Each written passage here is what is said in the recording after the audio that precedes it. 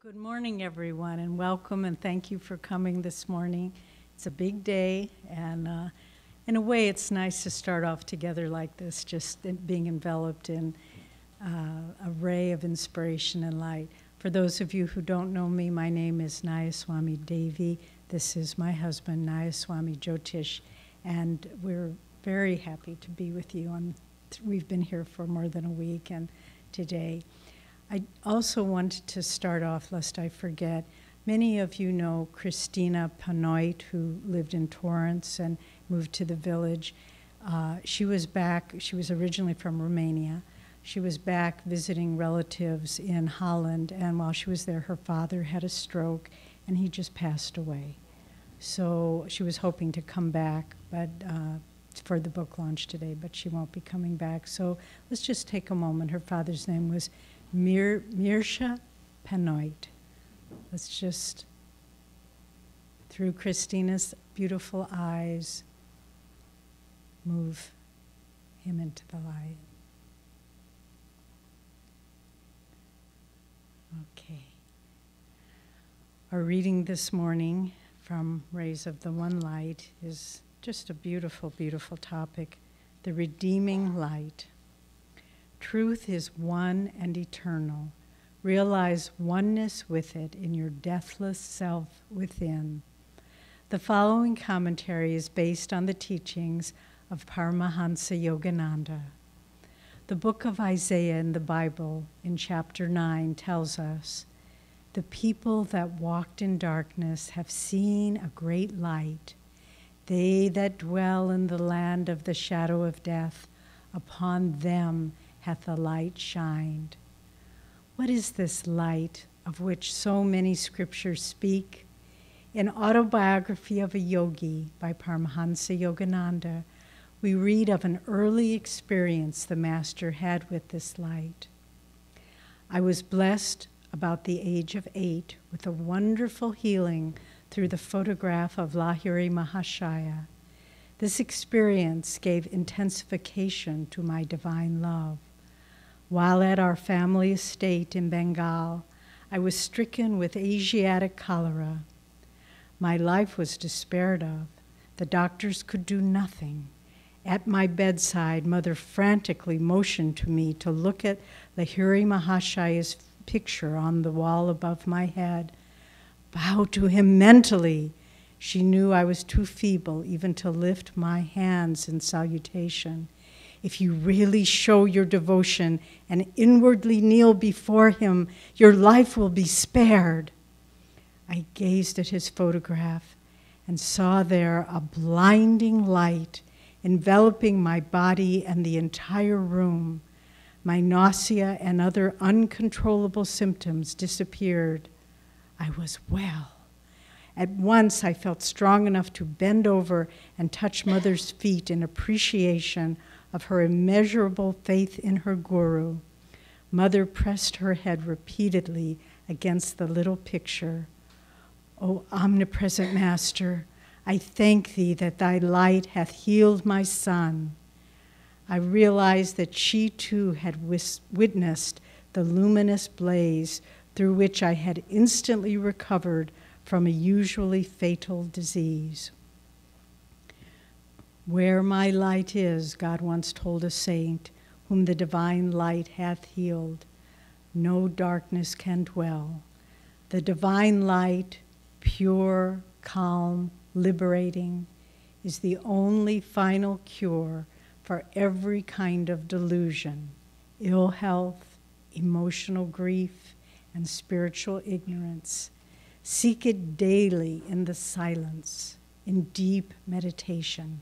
As the Bhagavad Gita says in the 5th chapter, "For whom that darkness of the soul is chased by light, splendid and clear shines manifest the truth, as if a sun of wisdom sprang to shed its beams of light. Thus, through Holy Scripture, God has spoken to mankind." Om,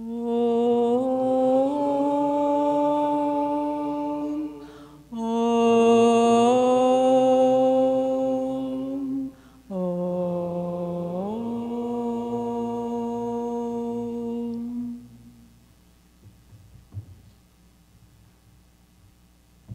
Good morning, everyone.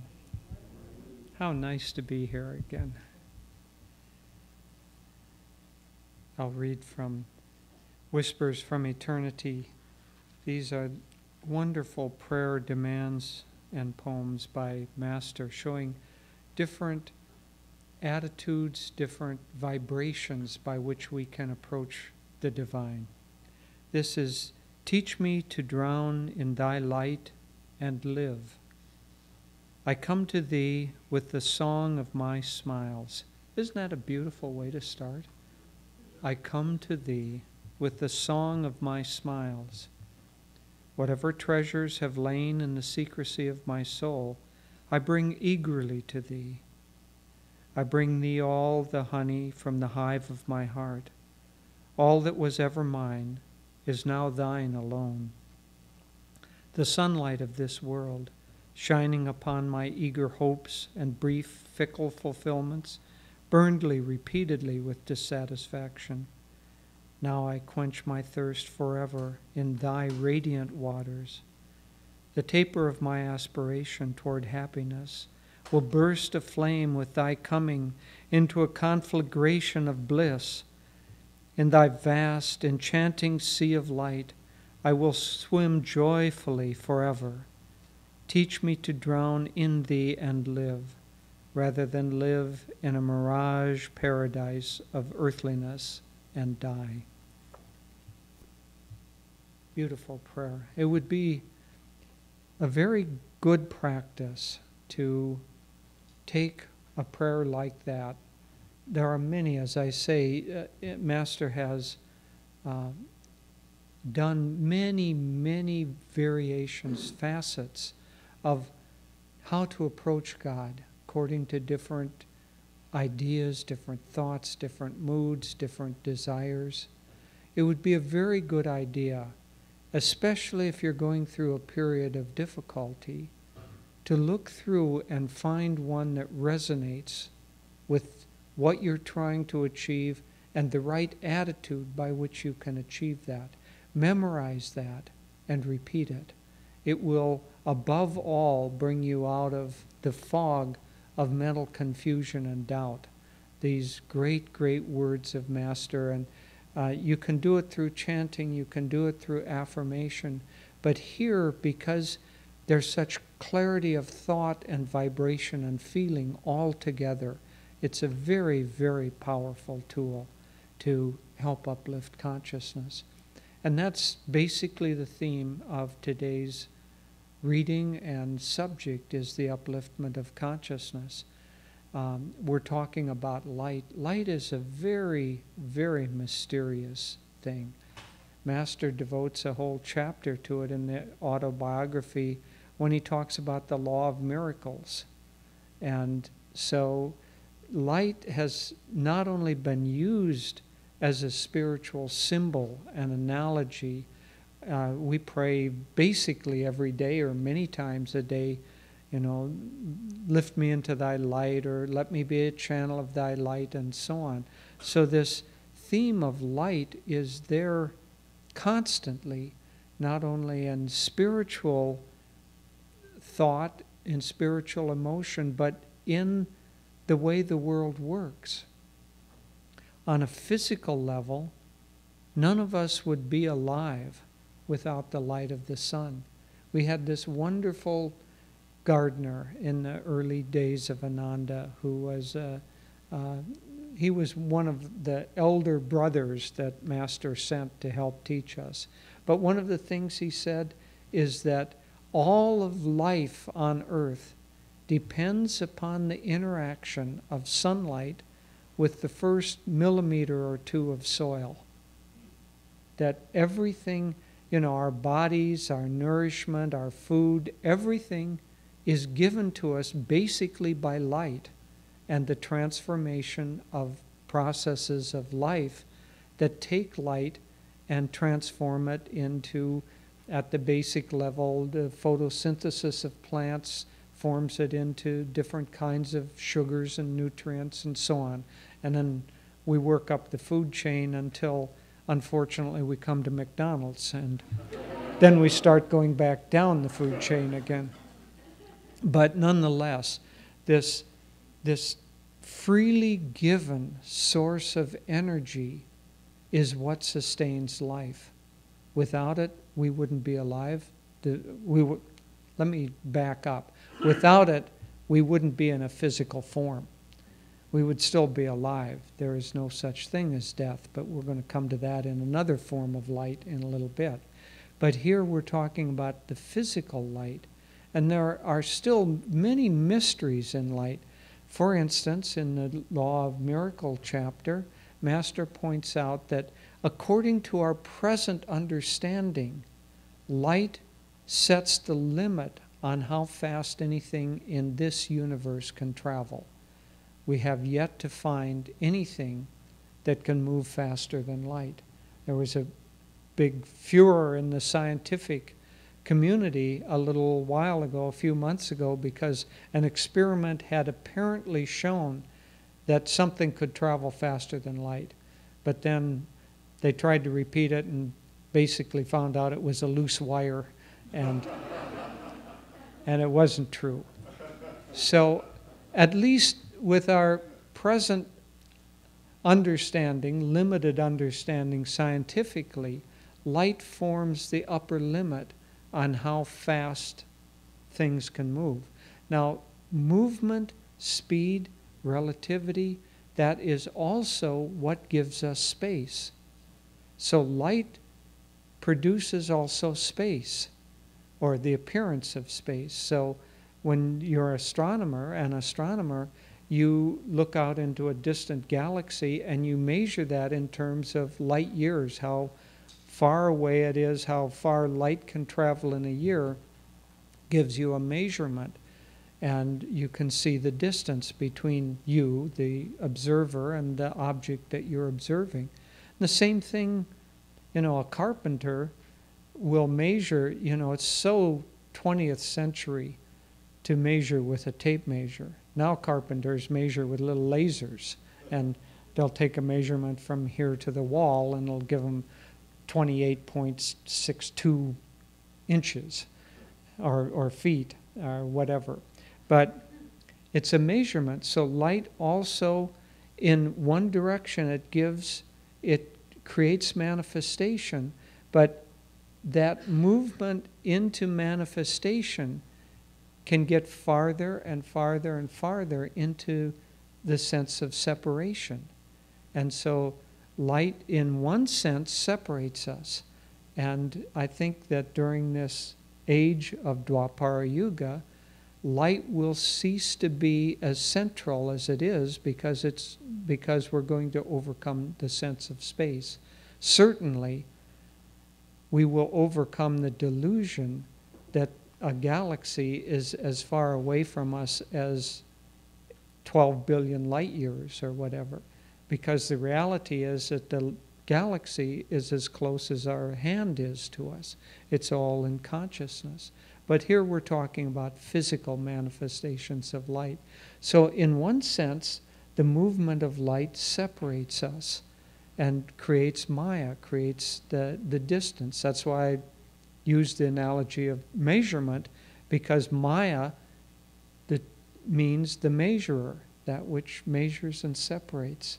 So as long as we're moving into the physical world farther and farther, inevitably we're going to be farther and farther separated from other objects. What we want to do is reverse that for a spiritual phenomenon. And so light is not only an element that separates, but it's also an element that unifies. And so all light brings us together as well as apart.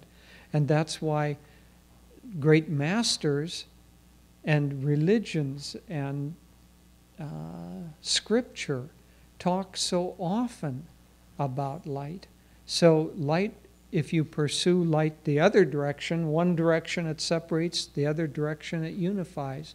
And if we pursue the unifying aspect of light, it brings us more into a second level of relationship to light, and that's the inner light, the light that Master was talking about in this beautiful poem prayer, he was saying, don't attach me to the light that brings me into this world, but into the light that brings me into you. So the light of the sun gives life to everything on earth.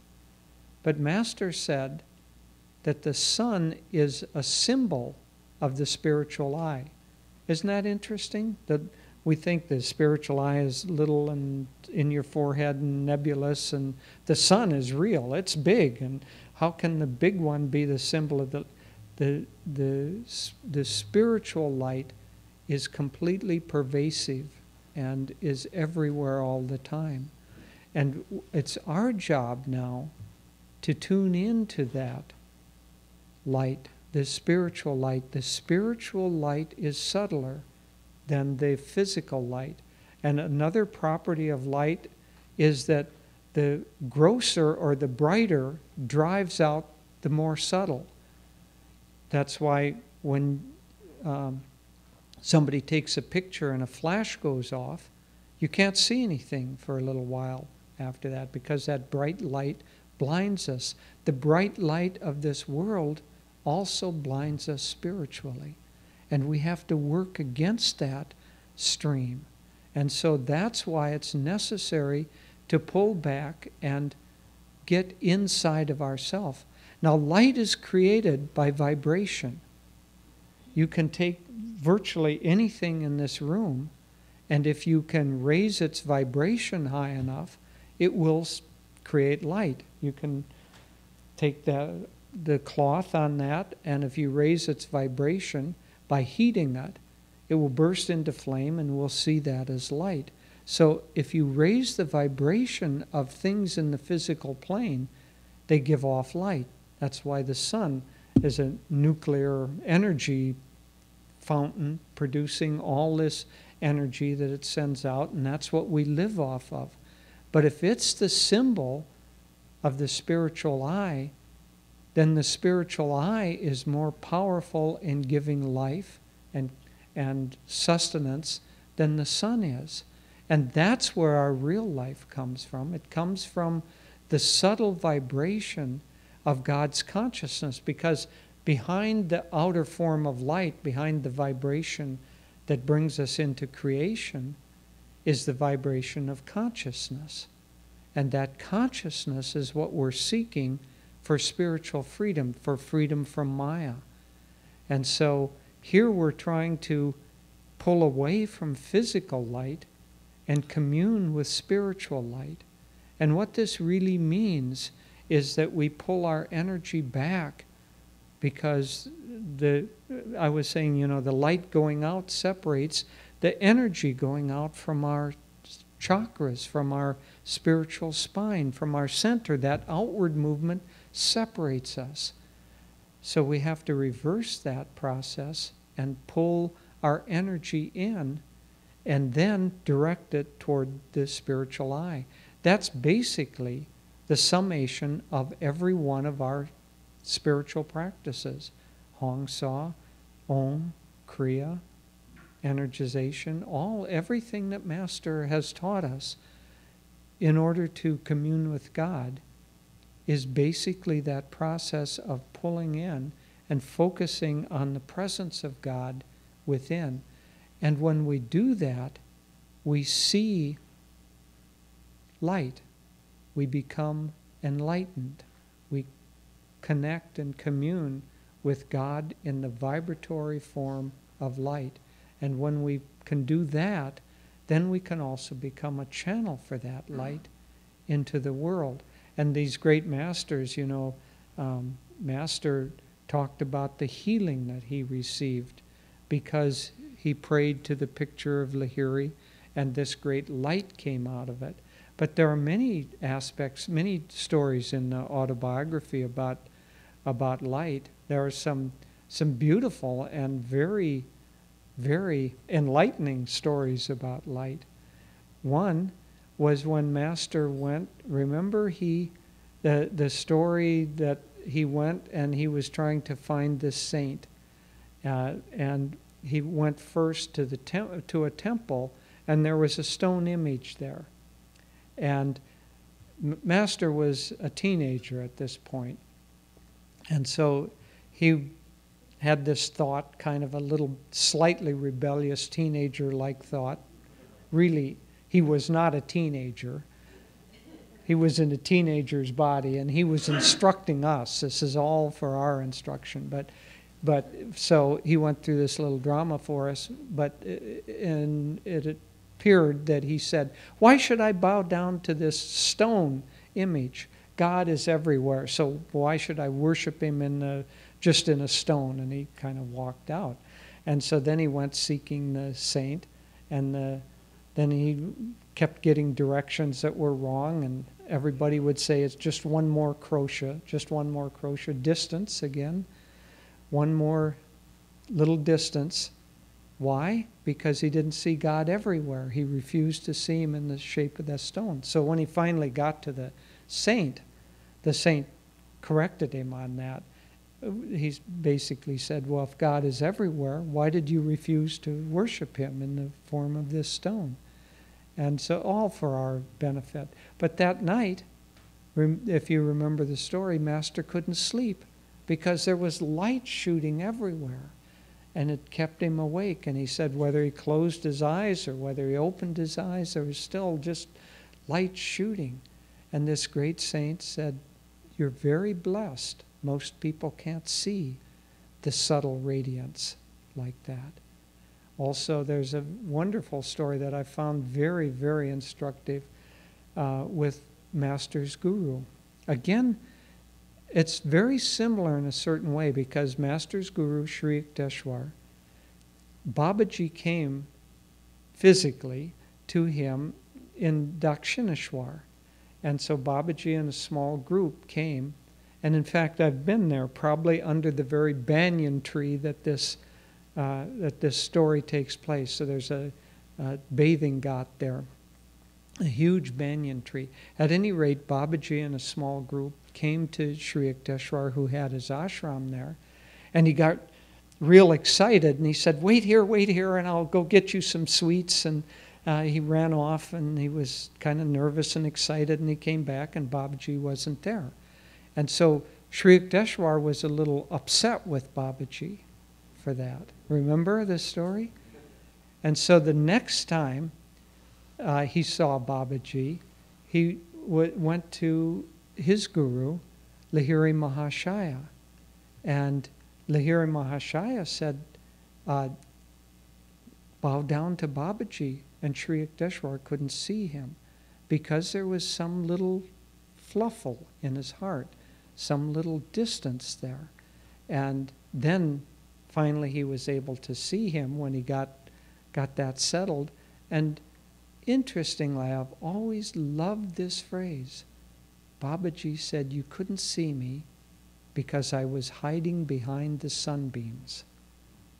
Isn't that it's a wonderful paradigm for our spiritual search. Right now, we're too nervous, we're running around, we're restless, and we probably hold little annoyances with God for not doing something we wanted him to do in our heart.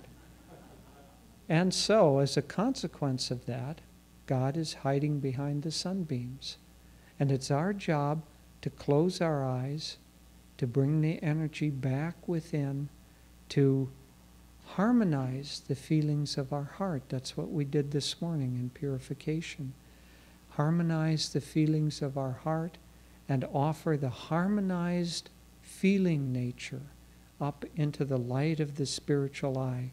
And when we can do that in reality, we will connect with God and our own deepest self.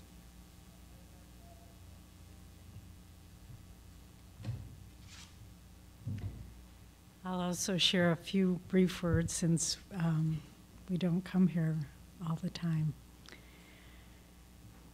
Well, one doesn't have to live very long in this world to realize that it seems to be a fluctuation on our personal lives of light and shadow. Good things happen, bad things happen. We're healthy, we're sick, and it goes on and on and on. So what I want to share this morning with all of you is how to look at the light and the shadow in our own life. And there's a wonderful phrase, it's in the Bhagavad Gita, it's a Sanskrit term which somehow captures it. Sukha dukkha dham. It means the abode of pain and pleasure, never unceasing variation of pain and pleasure. And so we find, as I say, there's darkness and there's light. That's the nature of duality. That's how this world is, the ball is kept in play through the alternating cycles of light and darkness. But what the yogis teach us, the way out of this, is to, Sri Yukteswar used it, be even-minded and cheerful, no matter what happens. And one of the great blessings of living in an Ananda community, wherever it may be, is you have such ample opportunity to both practice this and to see it in practice. I can't tell you how many times I have been inspired to the core of my being watching someone go through the gravest test, the most painful loss, and in their eyes you see nothing but the peace and the calmness of God and the light of God, that steady light. I remember when Swami Kriyananda he had some major surgery, and as soon as he came out of the anesthetic in his room and came into consciousness, his eyes were clear and filled with light. And he said, and as soon as he was able to get up a bit, he said, wheel me around in my wheelchair. And he just wanted to spread light throughout the hospital. And there was one man, a patient there, someone had wheeled him out, and he was elderly and probably suffering from dementia. I don't know exactly what the situation was, but he was strapped in his wheelchair so he wouldn't fall over. No one was with him, and he was just all sort of slumped over with no awareness on his face. And Swami said, oh, bring me over to him.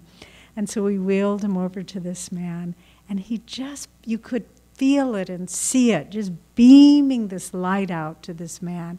And all he said was, good morning. And it was like Rip Van Winkle awakening from his sleep of hundreds of years.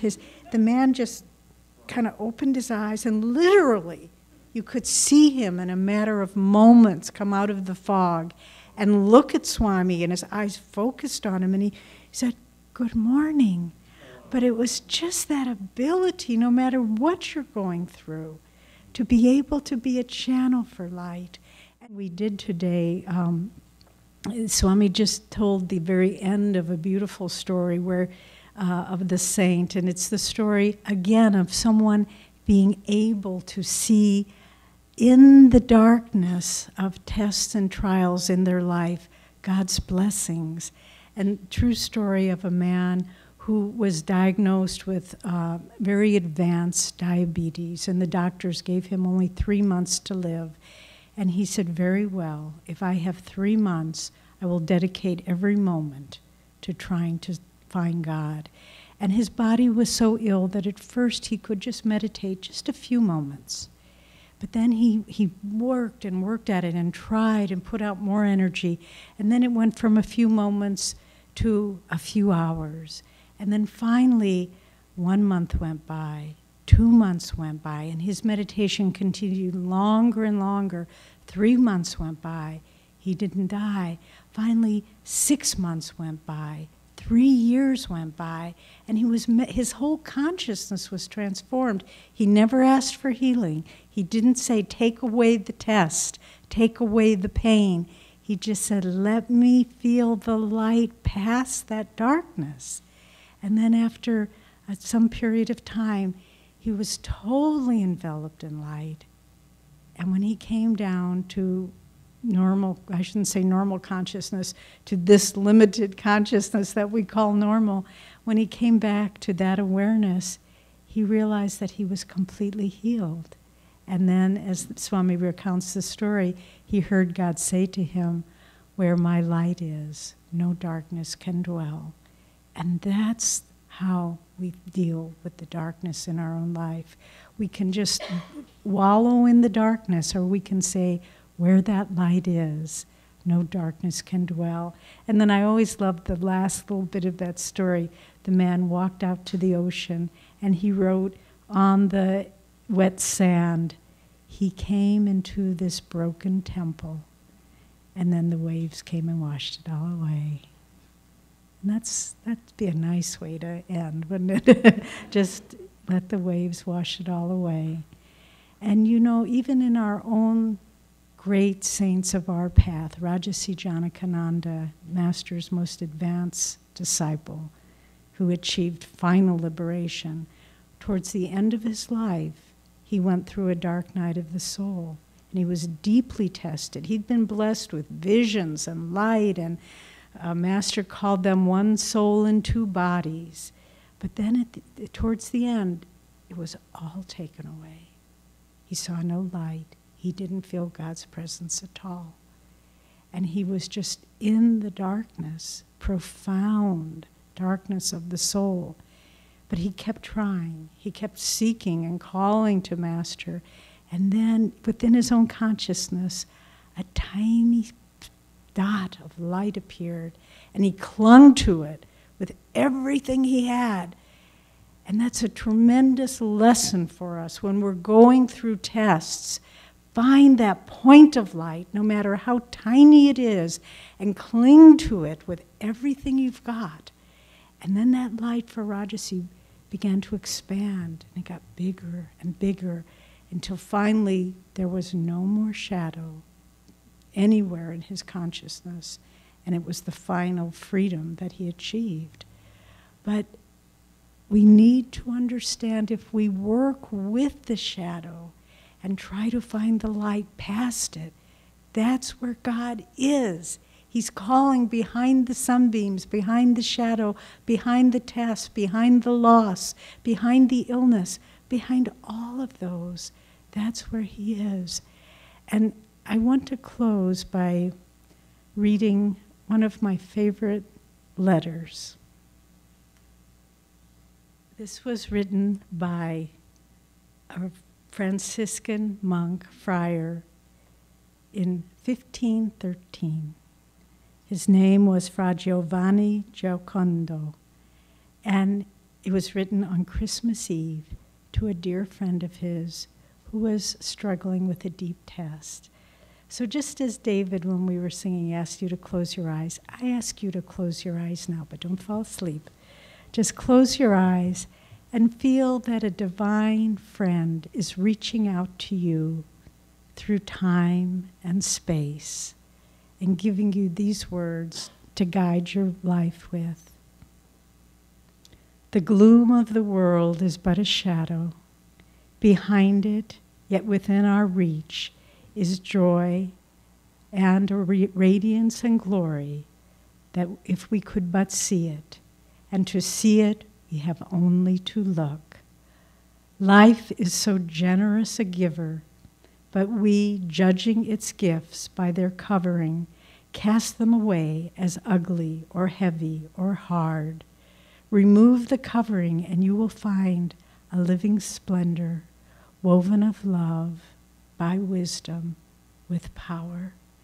Welcome it, grasp it, and you touch the angel's hand that brings it to you. Everything we call a trial, a sorrow, or a duty, believe me, that angel's hand is there, the gift is there, and the wonder of an overshadowing presence. Your joys, too, be not content with them as joys. They, too, conceal divine gifts. Life is so full of meaning and purpose, so full of beauty beneath its covering, that you will find earth beclouds your heaven. Have courage, then claim it. That is all is needed. But courage you have, and the knowledge that we are pilgrims together, wending our way through unknown country to our home. And so I greet you with the prayer that for you, now and forever, the day breaks and the shadows flee away. God bless you.